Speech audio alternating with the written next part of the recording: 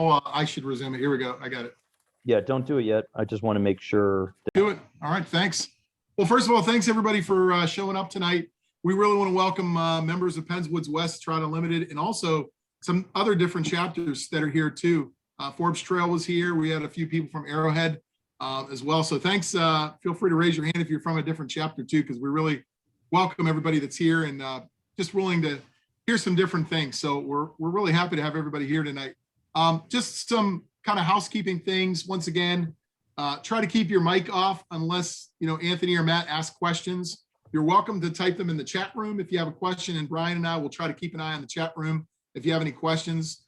You do have a few options of raising your hand during the presentation if you want to stop them in the middle, but I'm sure Anthony and Matt are going to stop here and take some questions too. So be aware of your camera too. I know last week I made mistakes with my camera, not even knowing my camera was on. So you'll have a big line through your camera if your camera's off. And of course your mute will have yours off as well. And we'll be admitting people here and there as we go. So we're really glad to welcome Anthony and his friend Matt. We've had Anthony actually speak to us way back when we were at Grazzi's. And that was probably, what do you think, Anthony, like 4 or 5 years ago, maybe? I don't know. Yeah, but Anthony really was a great presenter on Tenkara and just the art of kind of the beginning, the basics of that too. And he met Matt through that. Matt is in Wisconsin.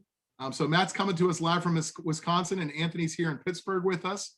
And the dynamic duo here they're gonna really talk to us about the Driftless area, which I know a lot of you have been to before. So please feel free to ask some specific questions. I know Brian is geared up to ask things because that's his home water. And we're just welcome you guys for being here. So we'll mute ourselves. And like I said, if you want to keep your camera on, feel free. But just definitely let's give them the courtesy of keeping our mics off as well.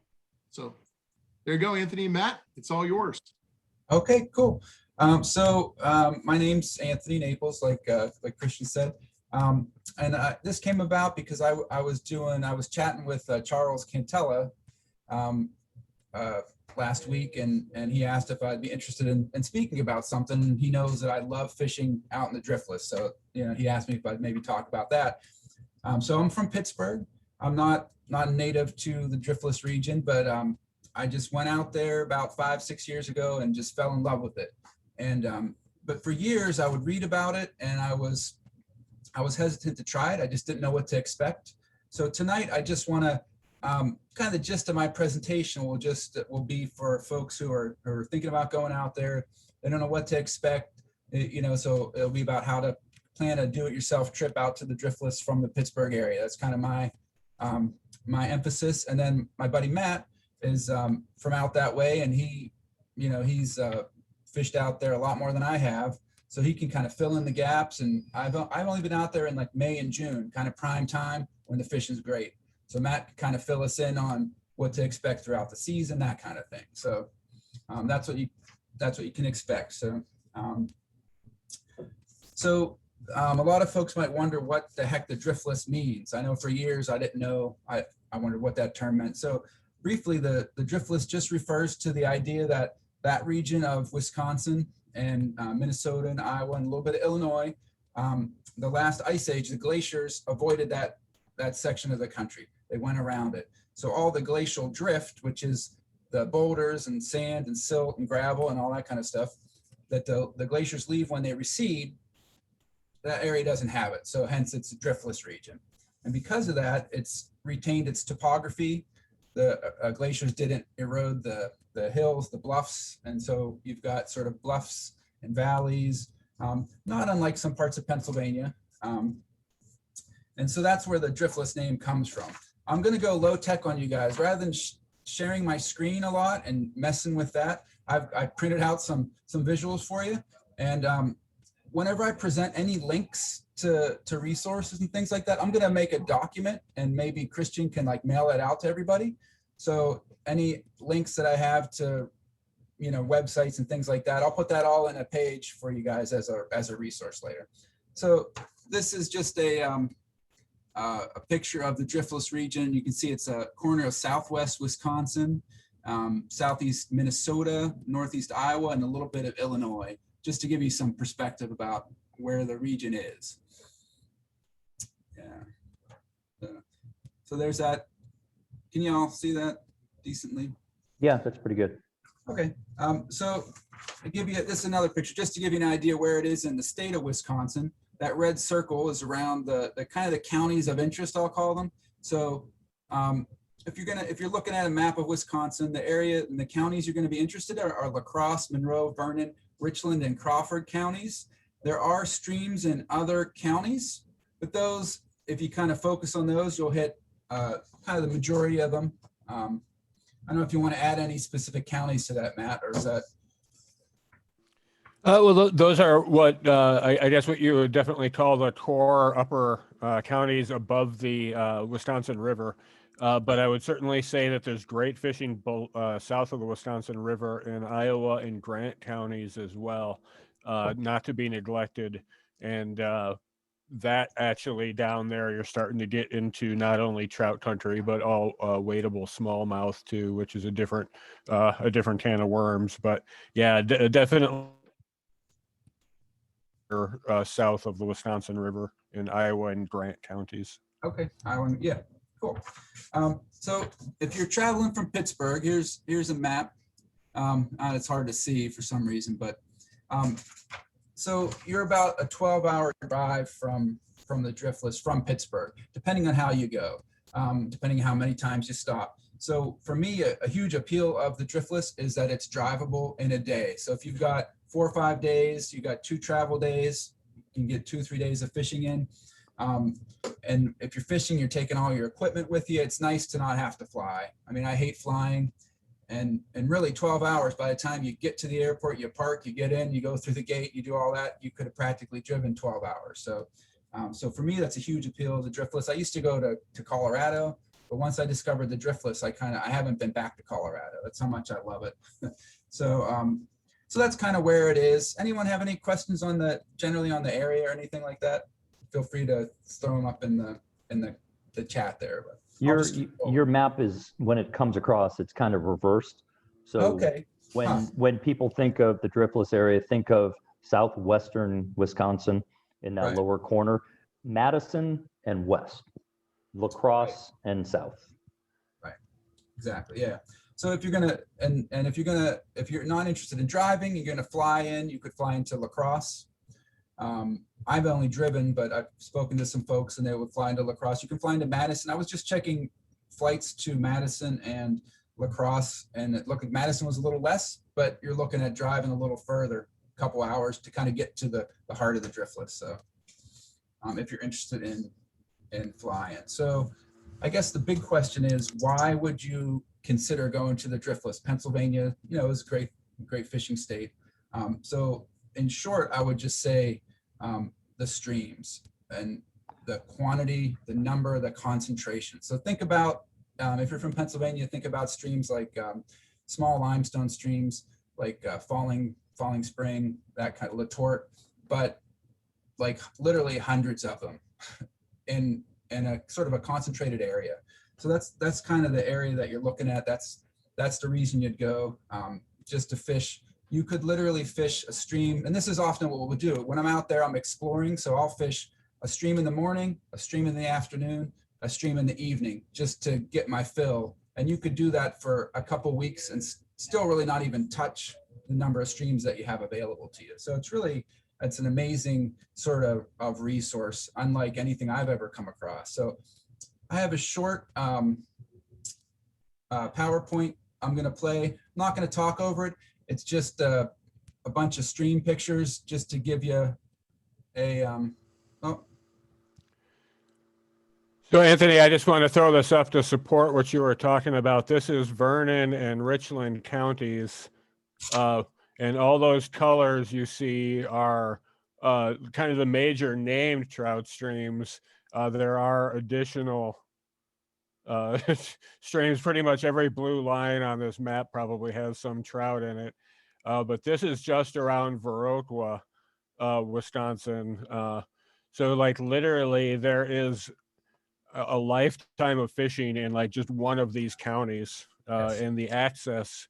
And I'll let Anthony kind of dive into this, but the access to these streams is the other big thing here. Right. Yeah, I'm going to talk about that for sure. Nice one, Matt, putting up Baroka right there, because that's a great hub. Yeah, and we'll talk about that a little bit about where you want to head. I don't know.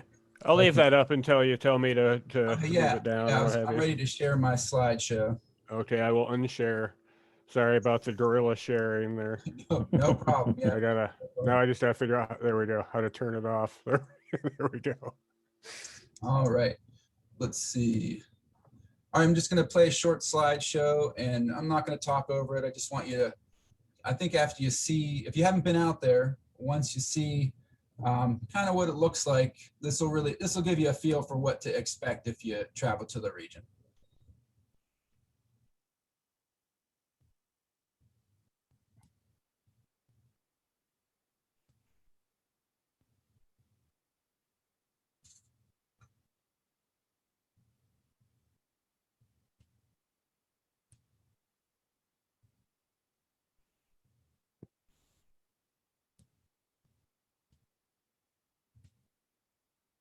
Nice shot.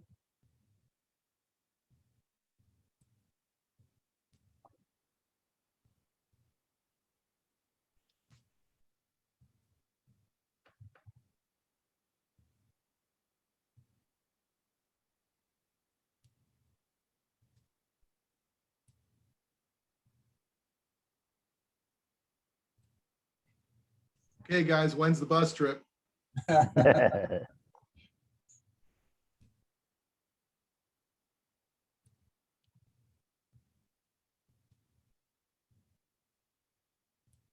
Oh, you're making me homesick.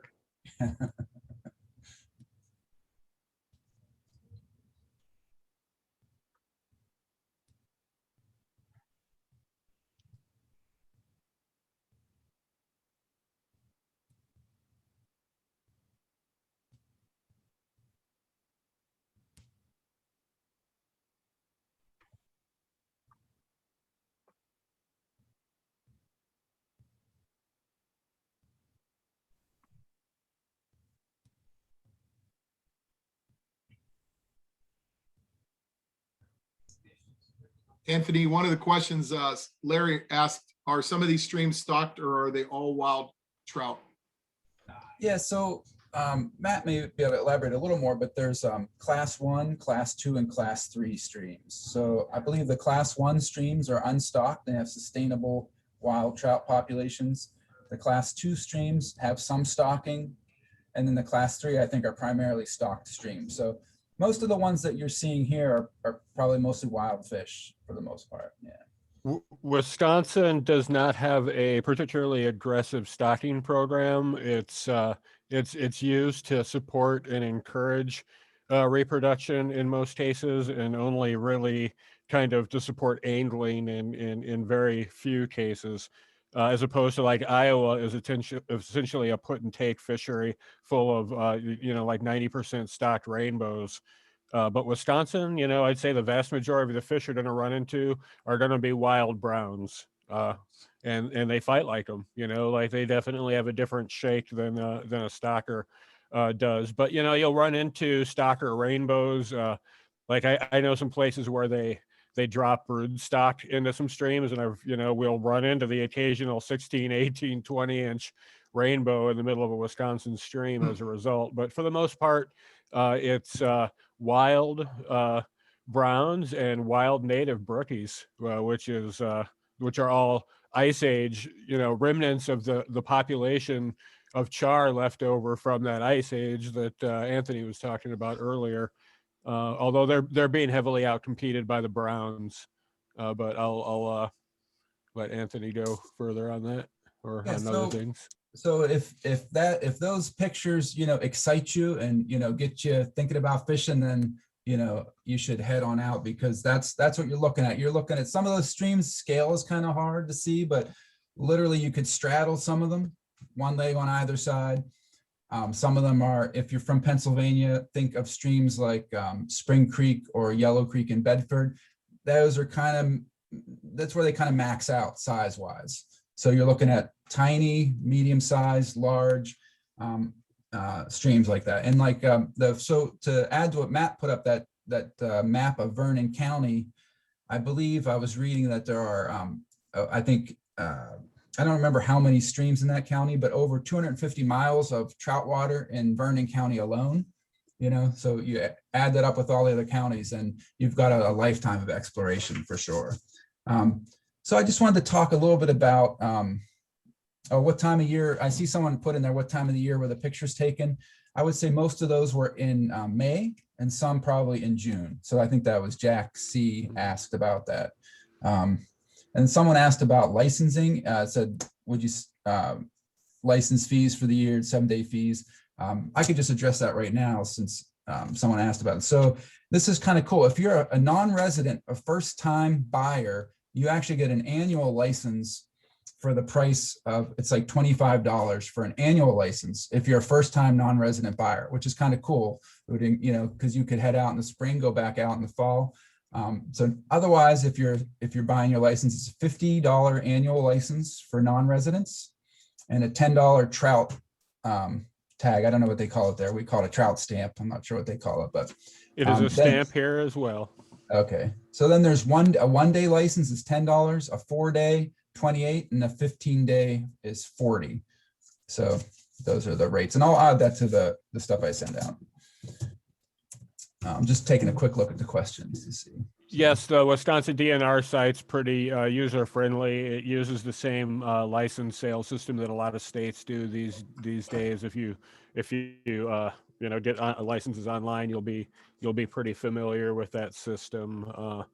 Yeah, it goes to a good cause. The not only do I believe strongly that we've got some really showcase conservation efforts up in Wisconsin, but the access that Trout Unlimited and the Wisconsin Department of Natural Resources have cooperated to purchase and insure with landowners here in Wisconsin is unprecedented anywhere else in the country. Yeah. And that's not to be underestimated, because folks like I've at this point, I've done a lot of fishing over the last couple of years, a lot of traveling, not only, here in Wisconsin, but up and down the Appalachians, the Rockies, out to the Sierras.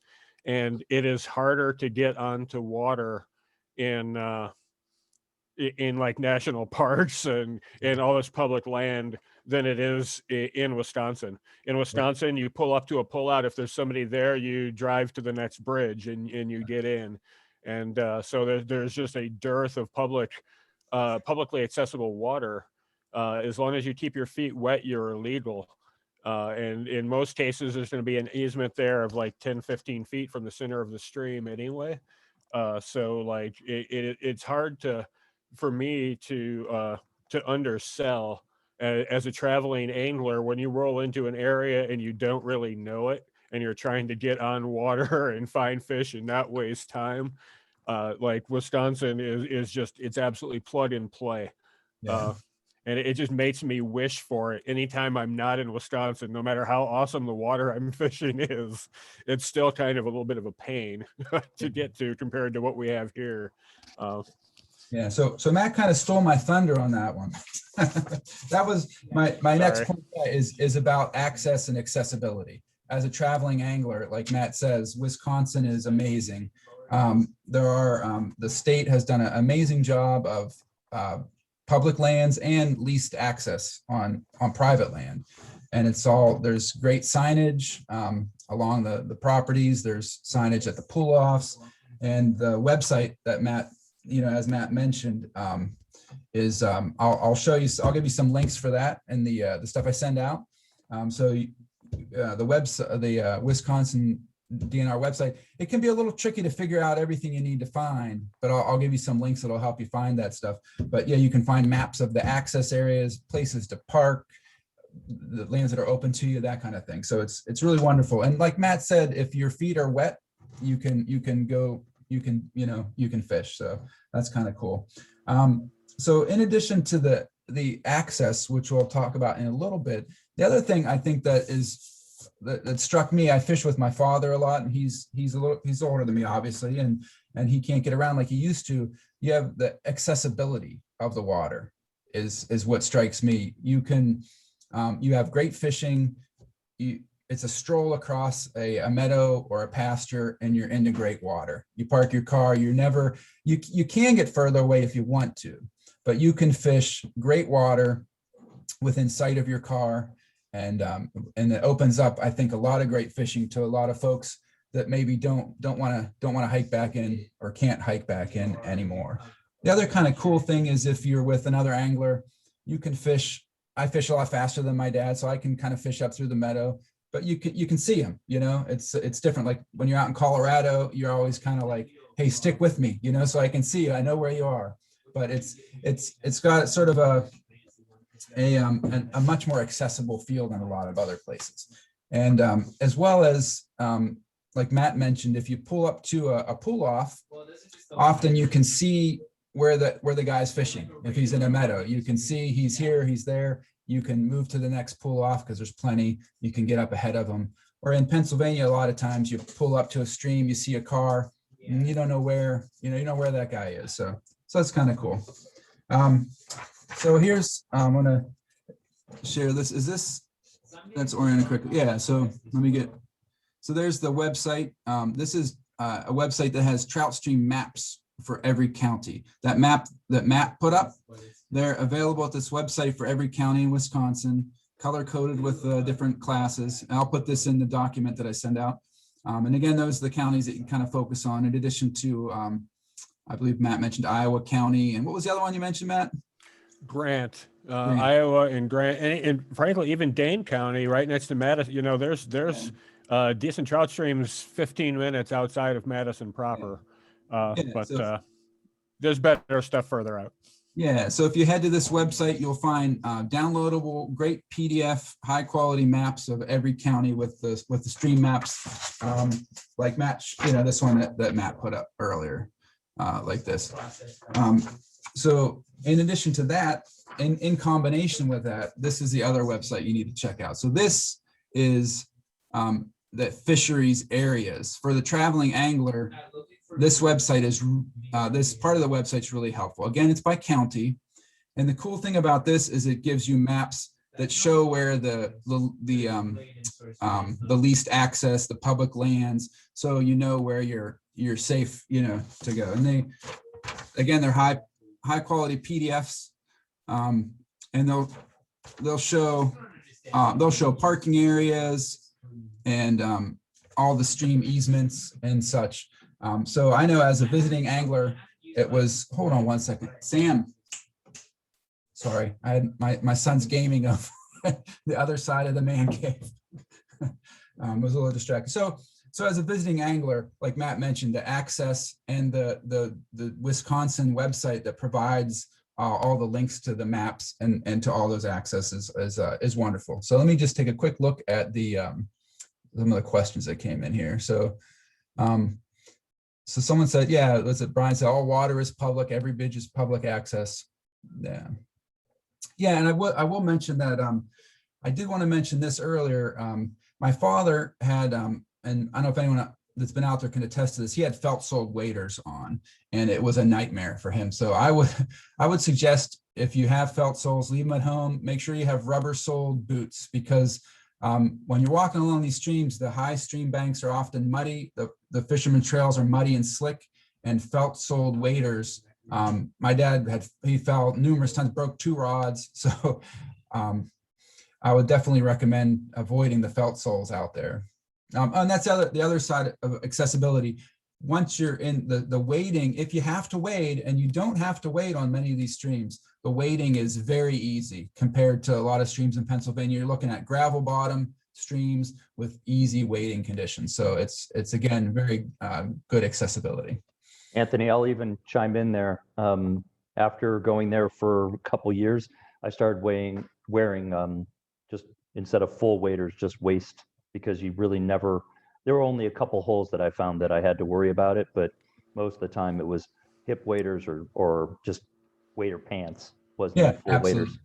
Yeah, without a doubt. The other consideration, and I definitely like that. That's something I hadn't even thought of, Anthony, and that's glad you brought it up as far as the felt sole boots go, because they really don't they get mucky, really nasty here fast. But the other thing we're dealing with in the driftless is the black zebra mussels. So we've got an invasive issue as far as that goes too, and the felt soles are just so hard to maintain in regards to trying to keep your equipment clean in between streams. So, on that note with the boots, but then also like when you visit, because you're gonna, now that you've seen it, please just be, aware of the situation with invasives as well. And yeah. Yeah. So I think, I don't know if Brian was talking, someone mentioned it earlier, or maybe Matt mentioned about the crowds or the lack of crowds. So if you're planning a trip, ideally fish during the week, obviously, if you can. You're gonna have less crowds, but even during the height of the season in May, which I would say is, would you agree May is kind of like a peak season, Matt? Yeah, May, June really are some of the best conditions. We'll talk about why in a little bit. Yeah, so even during May and June, that's when I've been out there. I've had no problem finding streams to fish by myself, just because of the sheer quantity of streams and the concentration. If you pull up and a pull off is full, you go to the next one, you go to the next stream, it's not that far away. So it's a huge advantage to the area, like Matt was talking about. I mean, I've had the experience, I'm sure other people have. You're in Colorado, you've gone all the way to Colorado, and you've got a guy coming in fishing right next to you on the frying pan or whatever. So you can definitely get out there and fish by yourself. And then I'll just mention a little bit about the fish size. You saw some of the fish pictures, gratuitous fish pictures I showed. I would say the average fish is a pretty decent fish. Your 12-inch, 13, 14, 15-inch fish are not uncommon at all. I think the biggest I caught was probably at over 20 inches from a stream that I could straddle. So, I'm not saying go there in search of huge fish, but you're going to have fun catching some nice sized fish. What do you think about that, Matt, about the... I agree. And I think that's one of the things about the driftless region that's magic as a fly fisher, is that, I've pulled 16, 17-inch brown trout out of 3.5-foot wide streams that are 18 inches deep. Yeah, like these undercuts in these banks and the lunker structures that we put in as part of the conservation efforts around here. Like, you literally never know what's lurking in this stream. And, your typical driftless brown trout is 8 to 12 inches. And like on a good day, you can catch those all day long. But occasionally that 16, 18, 20-inch brown, comes flipping up out of that lunker and just smashes you. And then you got to fight that thing in the 10 square feet that you've got to do it. And that's magic right there. That never knowing what you're coming up. Yeah. And I would say, if the other thing that I found is talking about the size of the fish, obviously, and just ease of catching the fish. If you're thinking about the limestone streams we have in Pennsylvania, I would say that these streams are, I don't know if it's just a number of fish. I don't know what it is, but I find them easier to fish, and I catch a lot more fish. So they're not, I wouldn't think of them as difficult, although bluebird skies and crystal clear water can be tough. But I found, and Matt might be able to elaborate a little bit. If I come up to a stream I'm going to fish and it's crystal clear, I'll go look for another stream. And often you can find another stream not far away that's going to be a little more favorable conditions for you with a little more color. So hope for a little bit of rain when you're out there, because if you get a little bit of rain and a little bit of color, those big browns, come out.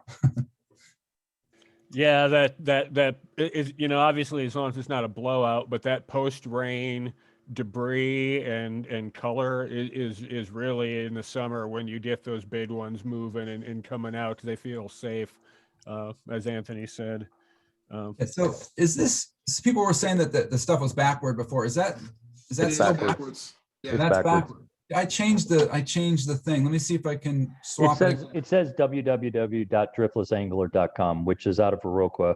It's the key fly shop that you would want to hit. The owner of Viroqua Fly Shop, Driftless, is a good guy, and has always put me and my boys on fish. So Right, yeah, that's what I was. So is that backwards still? Yep. Still backwards. Okay, I'm sorry about that. I tried switching it around. So yeah, it's the Driftless Angler in Viroqua. It'll be in the document I send out.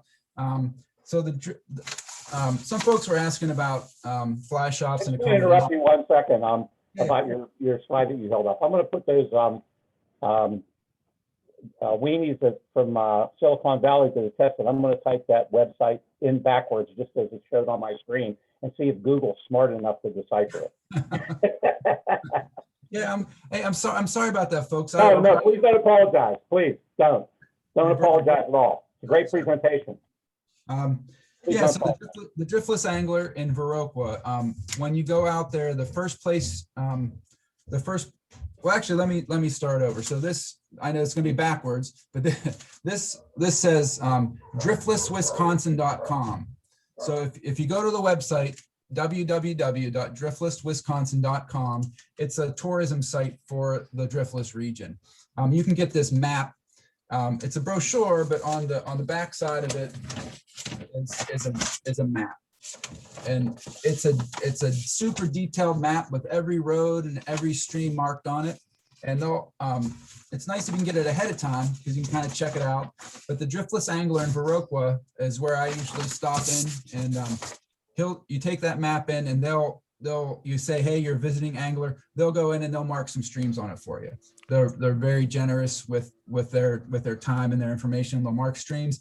If you've got particular streams that you're interested in, he'll tell you, yeah, you can access it here or there. So it's definitely good to do a little legwork ahead of time, but not necessary. So if you don't have the time for the research, you don't want to mess with those websites, go to the Driftless Angler in Viroqua, and they'll help you out, no doubt about it. And then, and I didn't want to mention a lot of streams. You don't want to accuse of spot burning, right? So it's a sensitive issue. But I will say before I ever went out there, the Coon Creek watershed and Timber Coulee are streams that I had heard of. So if you're out there and you're out there for a week, you go to the Coon Creek watershed, fish Coon Creek and its tributaries. You could fish that for an entire week, absolutely. And I hesitated to fish it because I had heard of it, and I thought, well, if it's so well known, it can't be that good. But it was excellent fishing. So Phenomenal. Yeah. So it's a great place to fish. There's a lot of tributaries. I'm not going to name all the tributaries, but you drive along the streams, you check out the tributaries, look for the signage, and it's an awesome kind of spot. If you don't have time to research it and don't have the inclination, that's absolutely a great place to go. So some folks were asking about accommodations.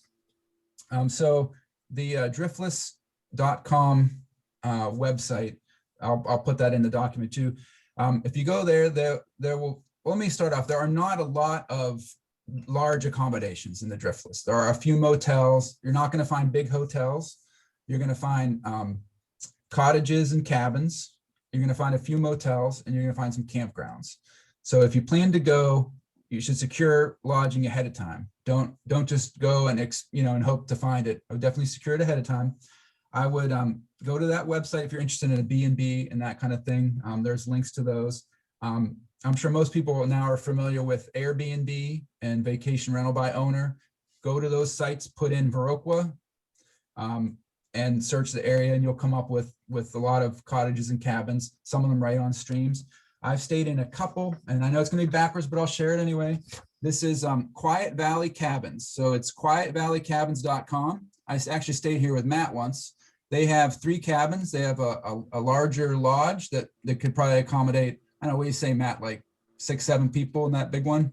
Yeah, I think we had, actually, I think they could do up to like 12 because they had like bunk beds and stuff. That one was pretty good sized, but yeah, there's a good amount of cabins throughout the area. Yeah, so they have 3, and I know they were great people. I had to cancel on her twice for different reasons, and they were still nice to me. So they're great. The other one that was kind of cool, and it's Willow Creek Foods is the address. So it's Willow Creek Ranch, Willow Creek Foods. This one was kind of cool. He just built a new lodge that again accommodates some more people, and he has a small 1-room cabin. And it's an active cattle ranch. So he has like a little shop there. You're able to get beef jerky, hot dogs that he makes, beef, whatever, ground meat. So that was kind of cool. And that one is on, he's got lots of stream access right on his property. And you'll find out with a lot of these cabins and cottages, you'll be able to find some that are right on stream. So it's kind of cool. If you're interested in camping, Vernon, I've stayed in 2 Vernon County campgrounds. Well, I'll just put it up. So there's, City Hollow Park and Sophia Park. I'll give you the links. They're both county websites in Vernon, county parks in Vernon County. They both have showers. City Hollow has 3 campgrounds. One is if you want something woodsy. The other 2 are kind of in the open. And Sophia is the campground's in the open. But again, it has showers, and they're all run by the county. So if you're interested in camping, they have electrical hookups. And there are other campsites. I can't attest to them personally. So. And I just wanted to point out that the picture that is my background, I got out of the way so you could see it uninhibited. That picture runs, that creek runs through the City Hollow campground. Okay. Like literally, like I've stayed there, and that creek was like 10 feet behind my van where I was crashing out, and I just got up in the morning and fished it. It's a little spooky because so many people are there, but nice little brook trout. But like literally, like even Sophia has the west branch of the Kickapoo going through it. It's the Bad Axe, right? Yeah, Bad Axe has a branch of the Bad Axe going through it. So like you can even like you can fish like in camp even. Yeah. It's so easy. Yeah. So so that kind of wraps up most of what I was going to talk about. I just wanted to kind of present to you what it looked like there, what to expect, how to get there, where to stay, that kind of thing. And then Matt is going to talk a little bit about, I've only fished there in May and June, which I know Matt's kind of teased me because I go out and have 100 fish day, 100, 200 fish day. And he's like, it's not always that easy, so I would say May, the fishing is pretty awesome. Yeah. So, yeah, it's definitely the easy button type of year. And don't get me wrong, Anthony's a very talented and knowledgeable angler. But yeah, like May is a great time of year to explore it. I'm going to throw up a little PowerPoint here. It's just like some quick slides. We're going to talk real quick about some different attributes of the 4 seasons, some different flies that work here, and just kind of some more tactical, I think, get into the weeds a little bit more about how to make some success when you visit. And then of course, feel free to throw any questions you have at any given moment. But let me get my screen shared here.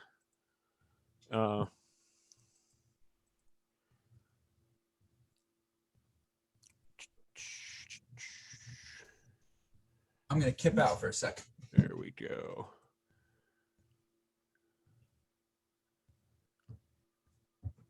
Oh, well, that's the wrong one. Yeah, just bear with me here while I tap dance. Sorry. I've not done a lot of Zoom stuff. There we go. Let's try that. Are you seeing a PowerPoint, or are you still seeing that map? We're seeing the Map, we PowerPoint. see the spring. Outstanding. Just, Okay, just cool. kick it into presentation mode, though. Yep. Yeah. Okay. So Go to start presentation. There you there go. we go. There, boom, boom. That's it. Awesome. Okay, so this we're going to start with spring, of course, and before I go any further, one of the cool things about fishing with Anthony is like he'll take cool pictures like this and throw awesome filters on them and make you look like a rock star angler. So if you ever get the chance, he's great to share the water with. But this was taken in May, and you can see like one of the things you're going to see here is that the grass is like short and looks like normal grass. We've got the ever-present cows, who I could go into detail about how stealthy and curious they are. But this is pretty typical, like nice May-looking day here. But let's talk a little bit about how the driftless fishes in May. or in spring in general. And like one of the big things about spring is that the conditions here are still really unstable. You know, we've got air and water temperatures going crazy as the snow is melting. So you can have like really warm days, but if you're in the middle of a snow melt, that cold water dumping into the system can really slow things down. Luckily, them being spring creeks, they come out of the ground, you know, in the low 50s, so they're relatively stable. But that temperature and snow melt, and then occasionally the rainfall volume in spring can really be a challenge. But for the most part, we start to see fish coming to feed more actively in the top of the water column. You know, we're able to start fishing some options that we didn't have in the winter. But for the most part, subsurface patterns and tactics are still going to be your best bet in the spring, and that includes nymphs and streamers. As far as nymphs go, if you have not heard of the pink squirrel, when you come to the Driftless, you will. It is the ubiquitous nymph tied originally by John Bethke, but now sold commercially, and it doesn't really look like much anything. It's just a buddy little nymph with a pink collar, but boy does it catch. It does great up here. It actually does great all over the country. But like really any nymph size 10 to size 16 will do well. Tight line nymph, any of your check nymphing or any of your more advanced nymphing techniques will be really useful here. Or just fishing the nymph more casually. But honestly, like folks, I gotta tell you, the driftless fish are not super picky. And that's one thing I love about them. I'm not saying they're easy to catch, but they're not pattern specific. So like whatever your confidence nymph is, you know, as long as you get that down into the water column where they're feeding, you're most likely going to be able to create success. As far as streamers go, you know, you might be surprised looking at some of these small creeks and stuff, but working streamers through these things can be super effective. We have a lot of luck with leeches, woolly butters in black and brown. You know, those simulate both leeches and crawfish. And then just like, you know, black or white, fished pretty aggressively, particularly through fast water, can be very effective. As far as on the surface goes, this time of year, still pretty inconsistent. As things warm up, that'll change. But, you know, any sort of wet or dry pattern on the surface, particularly in the spring, our hatches are BWOs, caddis, crane flies later on, and sulfurs.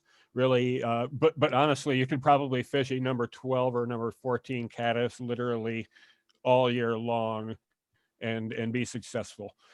Your fishing window during the day in spring is going to be kind of midday and 9 to 4. And I'm really kind of pushing that a little earlier than you know, like that's going to be on a good warm day. But typically it takes the fish a little bit to wake up and start feeding. So like this is, you know, this time of year, I would not like, you know, be out there at 7 or when the when the light hits, because the fish just really are still pretty slutty. I'm sorry, what? It's gentlemanly fishing. You don't have to wake up. You can get breakfast and a cup of coffee before you get on the stream. Exactly. There's no need to rush this time of year. So we'll move on now to summer, which we're leaning forward to hard, hopefully. If there we go. And this is West Fork of the Kickapoo. This is one of the more famous streams north of the West Fork Sportsman Club. And one thing you'll notice in this picture, and this is one thing I really want to highlight about summer and the difference between when Anthony visits, is you'll see the grass is now 5 to 7 feet tall on stream side. And, you know, by the end of June into early July, it's just high. It's eye level, and that can become a little bit challenging. But it's hard unless you're there to really understand how it really affects your fishing. But in summer, we typically see much more stable conditions. The factors that you've got to deal with become that grass and foliage as far as overhead cover increases. You know, a lot of our streams are in pastures, which is great, but eventually that grass does get to a point where it can inhibit your casting or be be a factor you've got to watch out for. Me, I like it because I can use it as visual cover and approach the bank. But the other things we got to watch out for in the summer, obviously, is water temperature. When things get too hot, obviously, we want to fish earlier and later in the day, or just go chase smallmouth, come July or August. The other problems we have would be, potentially rainfall. But then the other thing you really need to be aware of summer fishing here is gnats and mosquitoes, and so you need to be prepared to deal with those because otherwise, the gnats some seasons are bad enough that you're inhaling them. So like have a good repellent or a net shirt or helmet to bring with you if you're summer fishing. Yeah, I would add, I would second what Matt's saying there. And when I was there in June, I had that experience with the gnats. They're in your nose, they're in your eyes, they're in your ear. A head net would not be too much sometimes, No, and we all want to look like sharp, sharp, awesome sports folks on the water and everything, but don't have any pride in that regard. Cover up because they will eat you alive. This time of year, obviously, though, summer, the fish are oriented towards the top of the water column, making, those top water more visible hits happen. And they're consistently going to take wet and dry patterns on the surface. Again, those same dry patterns that I mentioned before are going to work for you. As far as wets go, I'm a big fan of the Pass Lake. So is Anthony. That's another, shared interest we have, is we both really believe in that pattern. And then for the Tenkara anglers out there, any of your Kabari wet fly patterns work great. Soft hackles, your Royal Coachmans, or anything like that, size 10 to 16, all day long. Typically, like folks, I don't, in summer, I typically will just fish 12s. I just don't even mess around with anything else because I don't have to. The fish just aren't particular enough in most cases to justify having to match size and hatch. Of course, there's some style preference in there, but that's me. During the summer, you can still have a lot of success with subsurface patterns if that's what you like to do. And you can work those streamers much more aggressively, push up into some larger patterns. Crayfish, like these crates up here, are full of crawdads. And so like you can move some good sized trout with crayfish patterns up here. And then come August-ish, we have what we like to refer to as the foam hatch. Obviously, the hoppers come out, so we're throwing hoppers at people. The fish see a lot of hoppers, though, so like a black beetle with a sightability. Oh, wow, a sighter. Yeah, that's the word I was looking for. On the top works great in any sort of terrestrial. Even like, this is heretical, but even like a micro popper actually would work really good. This time of year, we want to kind of split our fishing window between early and late. You really don't want to be out on the water midday because the sun makes it uncomfortable for you, and it's unhealthy for the fish. So you want to fish from like that dawn to lunch or dinner to sundown period. And there are local guides in the area that will do like a split trip for you. Like you'll like link up with them for an evening of fishing and then link up with them for the next morning. So you get that full day without having to hit that middle of the day doldrums. So moving on to fall, conditions are still pretty stable typically. We're still dealing with grass and foliage. Rainfall volume can be a variable. The other thing that can really kind of affect you in fall up in the Driftless is the harvest and all of the farm equipment moving around. So you need to be kind of aware of that. And just as a general note, whenever you're traveling through the area, there's a lot of Amish on buggies. So we want to be safe and cognizant of them. Then like fall, unfortunately, Wisconsin trout closes October 15th. So we got a couple more weeks than we normally do, and it opens back up in January, but it does close down then.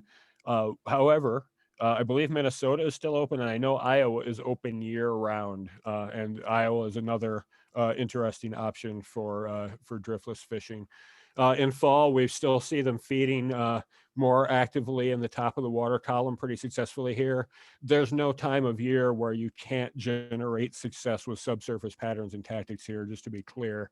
And then in fall for streamers, I like a little kind of like bait fish sized white, silver, maybe with a flash of red, particularly moving stripped across fast waters to start moving kind of bigger meat eaters that are looking to put on some weight before winter. This time of day, we're back to a lazy start, 9 to 4. And again, 9's kind of early, so like you want to make sure it warms up a little bit. Finally, we'll move on to winter, which we're just coming out of. This was just a week or so ago. Me and a buddy were out catching some smaller water. But in winter, conditions are generally pretty stable as well. Cold and accessibility become the main variables. Obviously, sometimes it's just too cold to fish safely, both for the angler and for the fish. Because, down below about 20 degrees or so, like I don't even want to be pulling fish out of the water. But here in the Driftless, if it's 20 to 30 degrees and the wind isn't blowing too hard, it's still relatively fishable. And if you keep the fish in the water for the most part, you can do that safely. And there are winter fishing opportunities. You're going to work for the fish, but they are there and they will eat. Rarely on the top. When they do, those are going to be midges. If you like fishing those, more power to you. That's not a game I like to play. Obviously, this time of year, slow and low with subsurface patterns and tactics are going to be your performer again with those nymphs and streamers. And your window, like I wouldn't even think about hitting the stream before 11 a.m. in winter. Like 11 noon. Let it warm up, and then you've got like really a short window before conditions typically start getting cold again. And one thing that I think is pretty consistent with driftless fish is like when you hit like a cold snap, like when that temp starts dropping, like that almost entirely shuts the fish off. So that's something that like is kind of like a hard stop to your day. That's been, that was kind of it. I'm happy to take any questions. I hope trying to give you a lot of information in a very small package there. I'm sure I missed about 1,000 things that you. Thank you, Matt. There's a lot of stuff that I hadn't heard, so it's cool. Thank you. Hey, Matt, you want to talk about the flying ant hatch? We have them. Ants, terrestrials, again, I would say, and the ants probably, I think, closer to more July before the foam hatch really kicks in. Mm-hmm. But foam ant, patterns will do you great too. Like anything small and black on the surface really is a pretty good bet that they're going to take a swipe at it. So up in Pennsylvania, we've got the green drake hatch. We have a couple specific hatches that people really go after. When I fished the driftless area, everybody warned me about the flying ant hatch and how huge that was. So it's just something that I was able to key in on a couple times when I was there. Nice. That was pretty exciting. When did that happen? We have a hex hatch here too. Yeah, you have a hex hatch. Yeah, so like I've not had good luck catching it with trout. I haven't really caught it at all. I got lucky catching a hex hatch on a lake full of panfish and bass one evening for an hour or two. That was crazy, but this isn't panfish and bass unlimited, so cool. Well, there's the hex hatch off the Mississippi and that whole area, Prairie du Chien. Actually makes it onto the Doppler radar. It's such a monumental hex hatch. So yeah, I mean, I actually don't want to be up there when that hits, because that's like some nightmare levels of insect. That's just more than I want to be near. But hey, cicadas this year. Do you guys have cicadas coming? Right. We've got a cicada hatch coming. We got some cicadas coming. Should be some good topwater action with that. Does anybody have any specific questions or yeah, just anything that I could potentially address about the area? Matt, can you talk a little bit about the grasshoppers? You said you said go with a beetle. Are there grasshoppers that are there in the grass? Or Oh yeah, there's plenty of grasshoppers, and the reason that like I say like a beetle as an alternate is that like we hit a certain time of year and everybody's throwing grasshoppers. So like, you know, I you can't pull the fish, you know, there's no way to find out exactly what they think, but like I've had better days with fishing beetles during grasshopper season overall. And you know, again, it's hard to tell. It could have been the same day if I tied a grasshoppers on. It could just be that day that they're keyed to the surface. But I guess my point there is like, don't neglect other terrestrial options during the grasshopper season, because they're just looking, you know, at the surface for something to crush, period. But yeah, like little grasshoppers, like size 12s and 14s, maybe up to like a 10, they don't get too big, which is good because, you know, the bigger the grasshopper fly gets, the harder it is to cast and all that. But yeah, I think it's safe to say the terrestrial season's really big in the Driftless. Without a doubt. Really without big. a doubt. So there's a question from Don about contact nymphing, suspender nymphing, or swinging wet flies. Yeah. Do you want to comment on that, Matt? I'd love to say something about that. Yeah, go ahead, Cool. Anthony. Go ahead. So in my wet fly like moment of, you know, like road to Damascus was in the Driftless. So I was in there, I was fishing in May, and I was on the Kickapoo, which is one of the bigger, the West Branch. I had a box of, you know, bigger flies, nymphs and stuff. And of course I left them back at the campground, and all I had were some wet flies. It's a bigger, deeper stream there. Think of something like, I don't know what, little Juniata, something like that. And all I had were these wet flies. So, you know, I was fishing upstream, trying all sorts of things. And I did that thing where you're looking at your fly box and your flies hanging downstream below you, and bam, got a fish. You know, it was a quirk. I didn't think about it too much. I continued what I was doing. Same thing happened again. So then I started swinging wet flies. And sure enough, I started bringing up big fish out of deep water with wet flies. This was in May, when fish are pretty engaged throughout the water column because there's a lot of bug activity.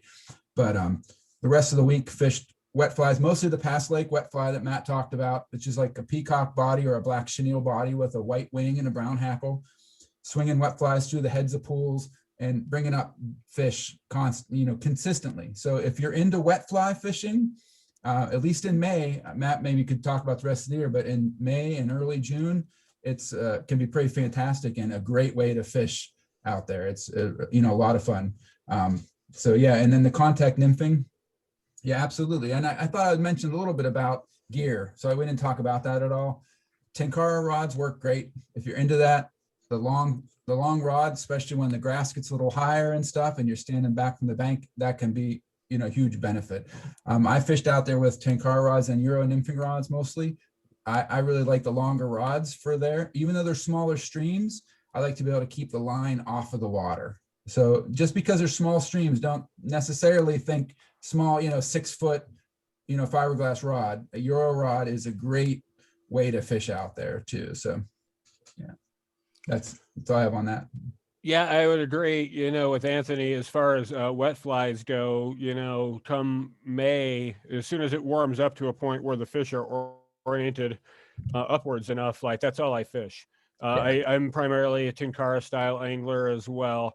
And, like wet flies in the top 6 inches of the water column, because I like to see the fish come up and take it, so like, yeah, I could probably catch more sometimes if I tie on a nymph, but when it gets warm enough, I'm almost entirely wet flies. When I do nymph though, it's very much, straight line contact nymphing, usually on fixed line rods, but it's the same principles as fishing, conventional with a reel or what have you. And like, I think you would be hard pressed to find any sort of style or tactic that is not applicable here, except for spay casting.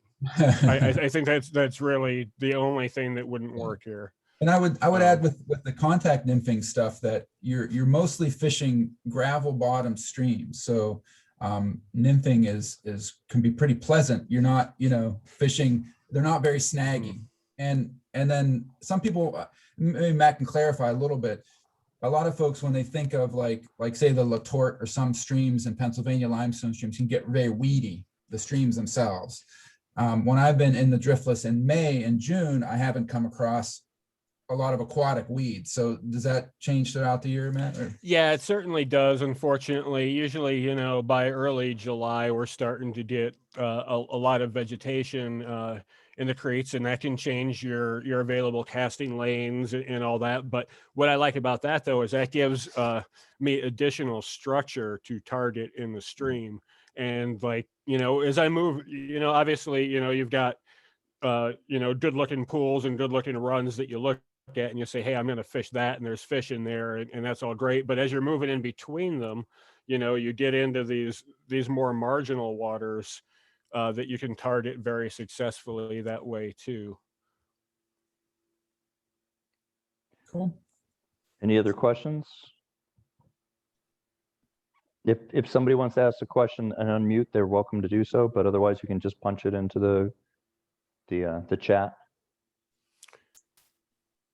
And I do want to just throw out there that Anthony mentioned earlier, the potential controversy involved in burning streams. Just get in contact with me before you come. I'll make sure you get on some good water. We'll work something out. There's nothing more frustrating to me than rolling into an area for the first time and just not having a limited amount of time and not being able to fish and experience what I'm looking for. Right. And so I'm happy to help people get squared away as far as making sure that they're going to be able to go directly to some place and get a good day of fishing in. I can't control the fish, but well, yeah, I'll even add that one of the issues that I dealt with in the Driftless area for a number of years was the flooding and the huge rainstorms that came through and just washed it out for literally a whole season, was just decimated from the amount of water. But if you understand the area, you can pick the creeks, a lot like you can do in Pennsylvania, where certain watersheds clear out sooner than others. Mm-hmm. The Bad Axe holds a ton of water and is an area where a lot of watershed dumps into, so it's going to be a late one to clear out. But that's why there's also really big browns there. Mm-hmm. But if you start getting into some of the smaller creeks, they clear out pretty good. So it's good to have an understanding of the watershed in the area so you can fish it. Absolutely, yeah. Like to your point, that stream, we were camping in Seedy Hollow, and the stream the night before had come up through the entire campground.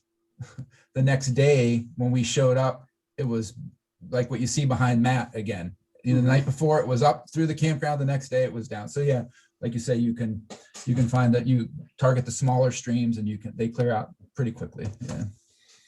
Anthony, go ahead. You had said you were going to put together kind of places to go and that. Can you speak to what will be in that document, and then we'll share it later on? Yeah. So unfortunately, the things I was holding up were backwards. I just didn't want people to have to worry about writing down links and things like that. So sure. Any of the links that I shared, that I talked about for the Wisconsin website, or the stream maps, the fishery area access maps, some of the lodging, the tourism, link, that kind of thing. I'll put those all in a document so that people can go right to that and not have to, and that can really help, because some of that, the website's pretty useful, but it can still be a little confusing to navigate. So I think I can help out a little bit with that. Thanks. Yeah. Thanks for your time. Good to meet y'all. Yeah. Thank you, Great, Matt. guys. Hey, guys, thanks so much. Thank you, guys. Great presentation, man. Thanks. Hey, everybody. Well, thanks to Matt and Anthony for being here. Our next meeting is going to be on April 12th. We're going to have Dave Rothrock. He's from Sky Blue Outfitters, and he's going to touch base about some of the bugs and even mention some of the cicada hatch too. So stay tuned on April 12th, 7 o'clock. We'll send out the, Chuck, our president, will send out the link, and we'll try to invite some other chapters. But we really thank Matt and Anthony for being here. You guys really gave us a lot of information, and I know you got Brian itching to go back again real soon. So guys, really appreciate it. I'm homesick now. And thanks to all the other chapter members that attended tonight. We really appreciate it. Thank you. Thank you, everybody. Thank you, gentlemen. Thanks, Sorry for the guys. glitches. Sorry for the reversed documents. It was great, Anthony. No, great info. Thanks so much.